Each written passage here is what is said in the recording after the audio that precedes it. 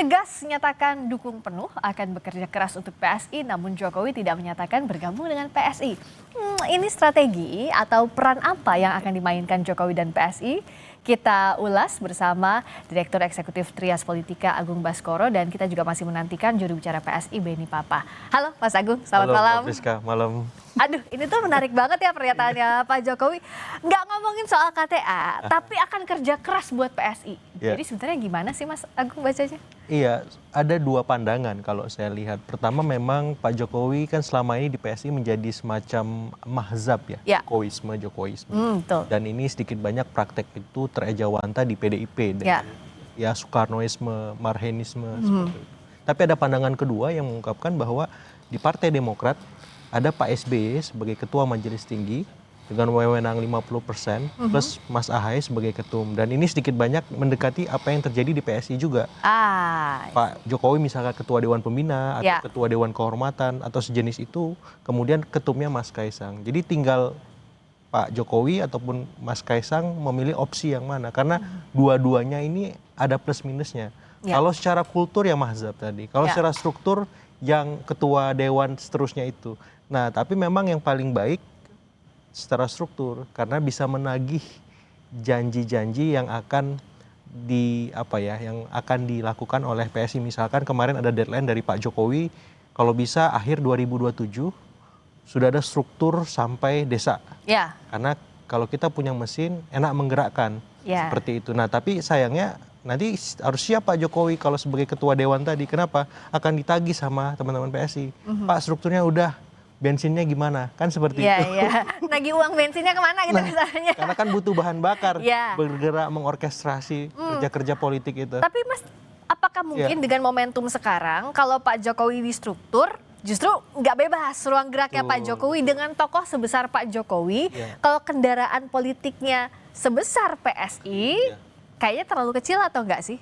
PSI ini kalau dibilang kecil juga relatif, kalau dibilang besar juga relatif. Kenapa? Tapi kan nggak punya threshold di parlemen. Persis, tapi ada progresnya Mbak. Secara kuantitatif itu ada kenaikan suara dari 2019 yang 1,8 sekian, kemudian di 2024 2,8 sekian. Jadi ada progres 1% naik. Itu secara kuantitatif. Secara kualitatif tuh kader-kadernya makin banyak di pos-pos strategis kekuasaan. Ya. Sekarang ada 1 menteri, wamen ada banyak, kemudian komisaris di tier 1 juga lumayan bejibun semacam itu.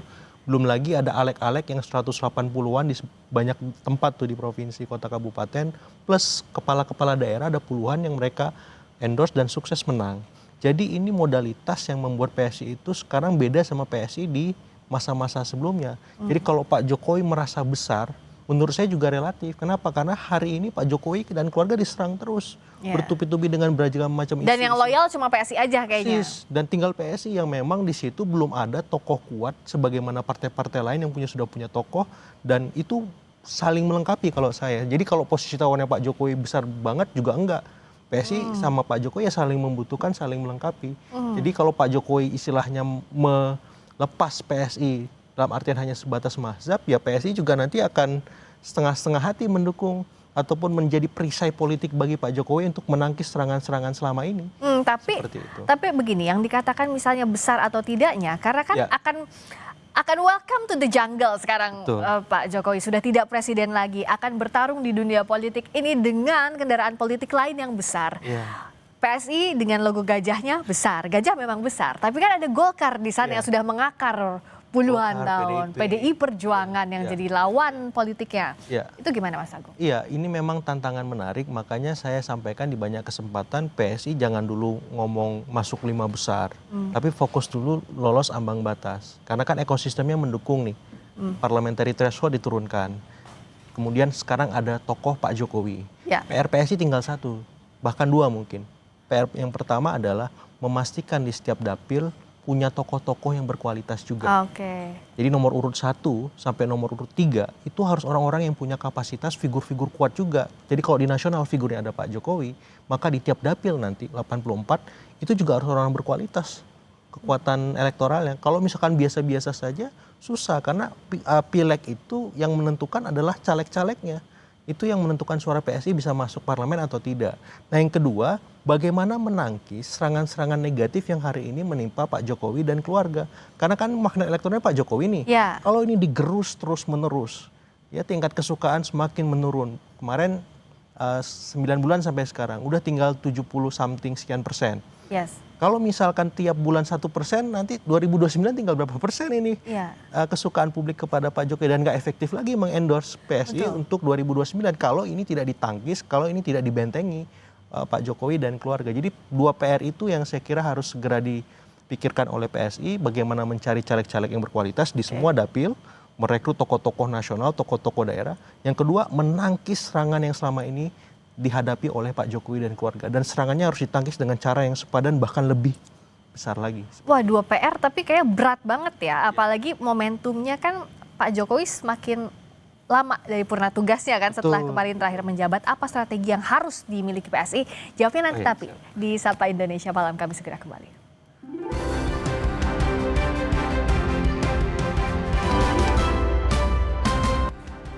Tegas nyatakan dukung penuh akan bekerja keras untuk PSI, namun Jokowi tidak menyatakan bergabung dengan PSI. Strategi atau peran apa yang dimainkan Jokowi dan PSI? Kita ulas, sudah hadir sekarang juru bicara PSI Benny Papa, dan masih bersama kami Direktur Eksekutif Trias Politika Agung Baskoro.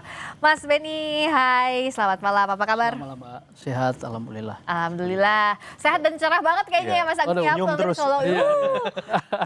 Karena jadi headline di mana-mana. Nah tapi PR-nya masih banyak kata Mas Agung. Kita bedah satu-satu dulu.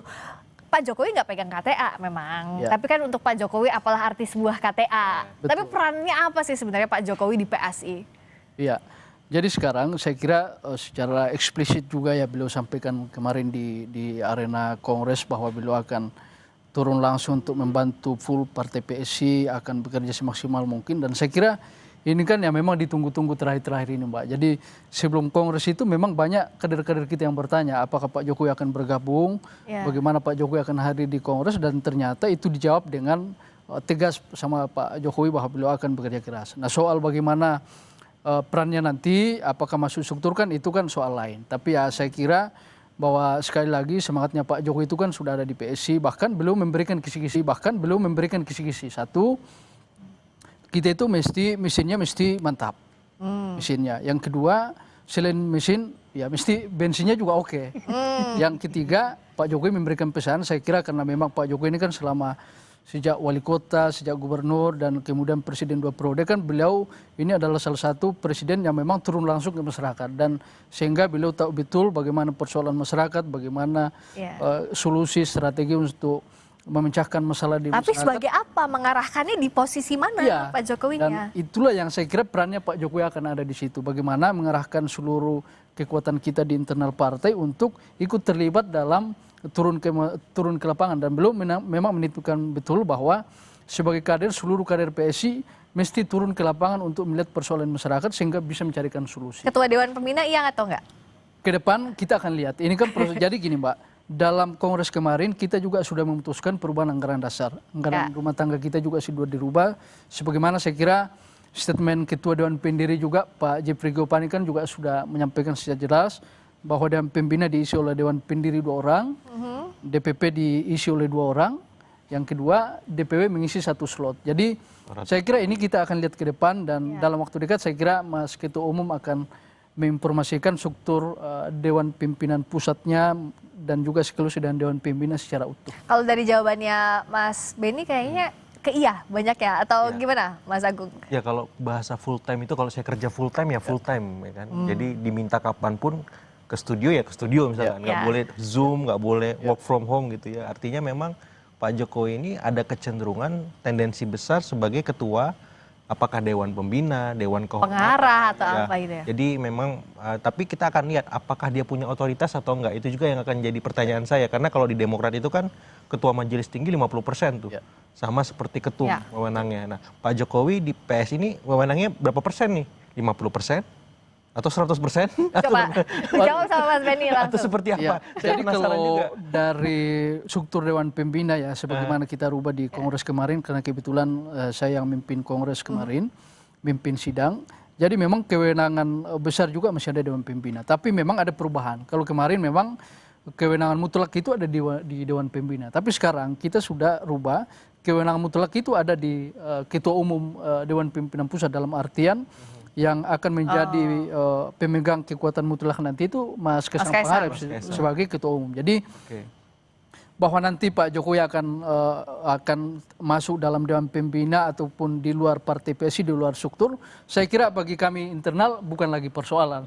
Sekarang kita sudah meyakini dan saya kira terang benderang ya, dan bukan hanya kader PSI, sebenarnya di luar kader juga sudah melihat bahwa memang ya partai yang disayang Pak Jokowi hari ini, partai yang akan didukung full Pak Jokowi hari ini, ya tidak ada yang lain. The one and only ya PSI. Kalau kayak gitu, kalau kewenangan fullnya ada di Ketua Umum, berarti Mas Kaisang sudah cukup untuk on behalf of Pak Jokowi nggak, Mas Agung? Jadi bisa jadi Pak Jokowi ini sebatas mazhab tadi, Jokowisme, tapi tidak mungkin dalam struktur, karena Mas Kaisang sudah mewakili 100% wewenangnya, buat apa lagi ada Pak Jokowi, tinggal Pak Jokowi kemudian memberikan akan mubazir ya kalau Pak Jokowi ada juga begitu. Persis, karena kalau di Demokrat kan beda cerita itu. Iya, kalau misalkan 50% itu tadi ya. Persis. Jadi kalau di sini berarti ada kemungkinan Pak Jokowinya malah di luar.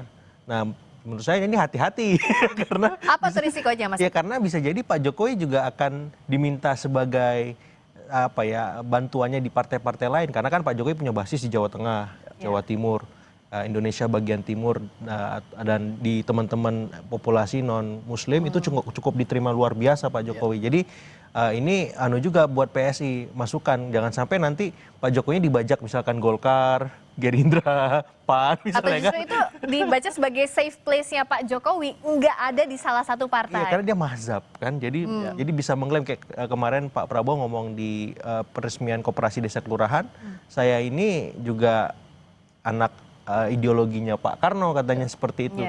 Izin Mbak Puan katanya. Nah, artinya apa? Artinya Pak Jokowi bisa juga seperti itu diklaim oleh Gerindra, oleh Golkar, PAN dan koalisi lain, karena memang secara struktur tidak ada di dalam PSI semacam itu. Nah, kalau gitu bagaimana Pak Jokowi bisa membantu untuk menyelesaikan sejumlah PR? Tadi Mas Agung sudah bilang ada 2 PR. Gimana caranya, satu, biar caleg-caleg PSI ini kuat. Yang kedua, gimana bisa jadi tameng ya, tanda kutip, atau melindungi serangan-serangan terhadap Pak Jokowi dan keluarganya. Itu gimana? Ya, saya kira pertama ya memang karena kita evaluasi nih Mbak, dua kali kita ikut pemilu 2019 kemudian 2024, memang ada satu persoalan yang memang kita lihat ini belum terselesaikan. Memang dari secara kesemata kita lihat, secara struktur memang kita tidak terlalu kuat. Bahkan kemarin Mas Kaisang masuk, kita dalam kondisi yang memang tidak terlalu kuat. Jadi 3 bulan Mas Kaisang masuk itu kan tidak signifikan pengaruhnya. Dan ini yang memang ditentukan oleh Pak Jokowi. Dan saya kira memang nanti ketika akan persiapan untuk pemilu 2029, penguatan struktur, saya kira memang Pak Jokowi akan turun. Jadi Pak Jokowi tidak hanya akan di tempat untuk memberikan arahan, tapi memang pesannya bahwa Pak Jokowi akan turun. Dan itu memang di beberapa kesempatan ya, kami mendampingi Ketua Umum Mas Kaisang ngobrol dengan Pak Jokowi, memang bahwa Pak Jokowi akan full, tidak hanya memberikan arahan ya di ini, tapi memang beliau akan turun ke dapil-dapil, turun ke provinsi-provinsi untuk membantu partai PSI. Dan saya kira ketika itu dilaksanakan oleh Pak Jokowi ya, saya kira itu akan sangat membantu pengetahuan struktur. Karena memang sejak ini kongres ini baru 2 hari setelah kongres ya. Ini banyak Mas yang tertarik untuk masuk PSI, karena Pak Jokowi itu orang sudah melihat, wah Pak Jokowi ini sudah di PSI. Apa bedanya waktu Pak Jokowi menjabat sebagai presiden? Kan kalau hitung-hitungan awamnya, lihat golden momentnya justru saat Pak Jokowi menjabat full power di pemerintahan. Kalau sekarang? Ya kalau dulu Pak Jokowi dengan waktu masih presiden kan juga tidak bisa diklaim 100% oleh PSI. Karena kan waktu itu juga Pak Jokowi masih memiliki koalisi yang dimana banyak partai-partai yang ada di koalisi beliau. Dan kedua memang persoalannya bahwa kekuatan struktur kita ini tidak kuat-kuat amat waktu itu. Jadi memang ini jadi salah satu memang pesan penting dari Pak Jokowi, dan memang ini jadi concern Mas Kaisang sendiri, seluruh kita yang ada di DPP, bahwa memang struktur ini yang harus kita benahi. Karena kalau struktur yang kuat, maka keyakinan kita bahwa Partai PSI sebagaimana yang disampaikan Pak Jokowi bahwa akan masuk di Partai Menengah 2009, di 2034 akan jadi partai besar, saya kira target-target itu sangat realistis dan sangat masuk akal kita ketika penguatan struktur kita bisa lakukan dengan baik. Nah kalau dari Mas Agung, how to ride the wave? Kan PSI ini harus riding the wave, memanfaatkan Jokowi Effect yang sekarang muncul lagi momentumnya. Kalau besok lusa belum tentu loh, karena kan sudah tidak menjabat lagi itu, Mas Agung. Iya, kemarin Pak Jokowi masih presiden tuh saya anggap masih part time, Mbak. Di PSI, di PDIP, untuk publik. Kalau ini full time di PSI, artinya memang PSI harus mengorkestrasi magnet figur Pak Jokowi supaya apa? Supaya Jokowi Efek bekerja lagi. Tapi dengan catatan yang saya bilang tadi, ini serangan-serangan yang masuk harus ditangkis. Karena kalau serangan-serangan ini dibiarkan terus, Jokowi Efek nggak akan maksimal, bahkan akan pudar. Gimana cara PSI harus pasang badan buat ini? Ya kalau saya kan dulu PSI paling garang di semua level media tuh. Sosmed, TV, online cetak. Di mana ada serangan, di situ ada PSI. Sekarang di mana ada serangan, di situ adanya relawan. PSI-nya nggak ada. Iya. Maksud saya, ya ini ditemenin relawannya kan. Kalau ada relawan 2 lawan 1 berarti yang dilawan kan. Nah kalau seperti itu, saya melihat Jokowi Efek bisa maksimal. Tapi kalau misalkan enggak, ini lama-lama akan pudar. Dan bisa jadi akan menjadi beban bagi PSI, Pak Jokowi dan keluarga. Kalau tidak disiasati dengan baik. Di spin isu itu supaya positif, tidak mengganggu citra di persepsi publik seperti itu. Udah dilakuin belum Mas Ben? Ya ini kita baru habis kongres dan memang ini sengaja saya pakai pin logo baru ini Mbak. Bagus. Jadi kalau simbolnya ini kan kekuatan, bijaksana, cerdas dan memang itu kemarin Pak Jokowi bahkan Presiden Prabowo juga menyampaikan pesan yang sama. Simbolisasi dari gajah itu ya cerdas, bijaksana. Makanya ya memang akan banyak perubahan-perubahan termasuk dalam hal bagaimana tampilan-tampilan publiknya nanti baik narasi-narasi dari PSI saya kira akan menyesuaikan dengan semangat yang baru yang akan kita laksanakan tentu bahwa nilai-nilai yang terkandung dalam logo yang baru kan memang ini yang harus diinternalisasi dalam bentuk baik program yang tadi disampaikan kemudian dalam tindakan-tindakan politik partai yang memang kita lihat bahwa bagaimanapun juga yang paling penting ini kan bagaimana kita selalu merekatkan persatuan baik dalam tataran politik maupun sosial kemasyarakatan dan ini yang kami lihat bahwa ini juga salah satu bagian dari kami untuk bagaimana kita menjadi garda terdepan dalam membela Pak Jokowi. Jadi tidak hanya bukan soal ini kan banyak di media nih yang caci maki apa semua. Ini kan kalau kita balas ini kan makin jadi kami mengambil posisi kami akan sangat bijak sekali untuk menanggapi hal yang menurut kami yang harus kita tanggapi yang mana kita ini. Tapi sekali lagi bahwa ya pasti partai PSI akan menjadi garda terdepan untuk membela Pak Jokowi karena bagi kita ya Pak Jokowi itu adalah patron kita. Tidak ada patron yang lain di internal partai PSI yang memang betul-betul itu menjadi kekuatan spirit dari anggota ya selain Pak Jokowi. Nah kalau gitu Mas Agung singkatnya bagaimana agar PSI dan Pak Jokowi ini punya hubungan yang saling menguntungkan. Kalau mesra sih udah nggak usah diomongin lagi lah dari awal sejak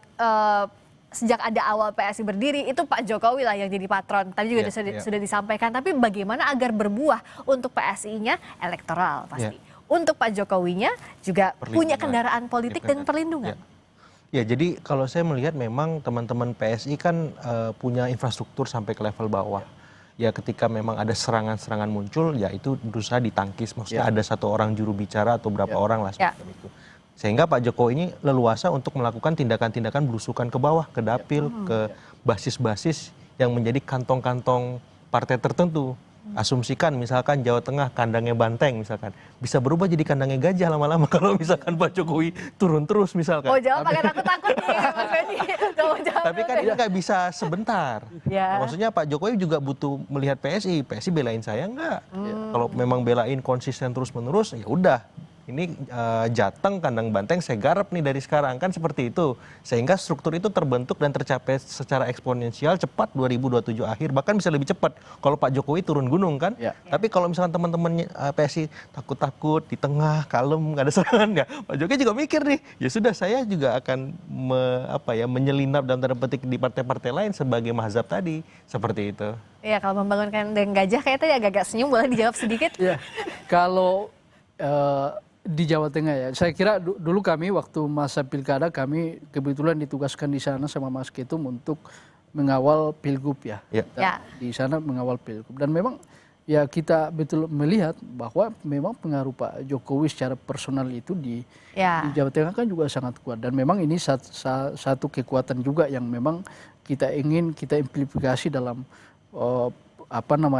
program-program Partai PSI ke depan, bagaimana supaya pengaruh Pak Jokowi yang sangat tinggi ini di Jawa Tengah juga menjadi implikasi kuat untuk kemajuan Partai PSI di sana. Tapi sekarang kalau kita lihat Mbak, Jawa Tengah itu masuk dalam salah satu basis Partai PSI. Kalau kita lihat baik dari anggota legislatif, kemudian dari anggota yang aktif itu Jawa Tengah, kemudian DKI Jakarta, Jawa Timur, NTT itu masuk. Jadi memang ya kita punya optimisme di Jawa Tengah. Tapi bahwa kemudian ada partai lain yang lebih kuat, ya tentu kan itu tidak bisa juga dibantah karena memang punya sejarah tersendiri di sana. Tapi kami punya optimisme dengan kehadiran Pak Jokowi bersama dengan PSI yang tidak setengah-setengah lagi. Ya kan, tidak. Udah full time ya kalau kata Mas Agung ya. Ini sudah full time, sangat jelas akan berjuang dengan Partai PSI. Kami punya optimisme bukan hanya di Jawa Tengah, di Jawa Timur, di Jakarta, di Indonesia Timur yang memang selama ini jadi basis-basis Pak Jokowi. Kami punya optimisme tinggi bahwa kita bisa meningkatkan suara-suara Partai PSI di situ. Dan memang ya sekarang ini sudah pemetaan sudah mulai Mbak. Baik pemetaan untuk calon anggota legislatif, calon-calon ketua DPD yang harus diganti, ketua DPW yang harus dikuatkan, dan struktur ini sudah mulai dilaksanakan. Jadi ya mudah-mudahan efek Pak Jokowi yang kemarin mendeklarasikan diri untuk membantu Partai PSI secara tegas, kemudian rebranding dari Partai PSI, ya mudah-mudahan ini menjadi simbol baru untuk momentum Partai PSI. Jadi harus kerja keras ya. Sudah all out dibantu Pak Jokowi, juga jadi kesayangannya Pak Prabowo Gajah ini. Apakah juga akan sebesar harapannya? Kita tunggu kerja keras dari kawan-kawan PSI. Terima kasih Mas Benny Bapak, terima kasih Mas Agung Baskoro sudah mampir ke Sapa Indonesia Malam. Berikutnya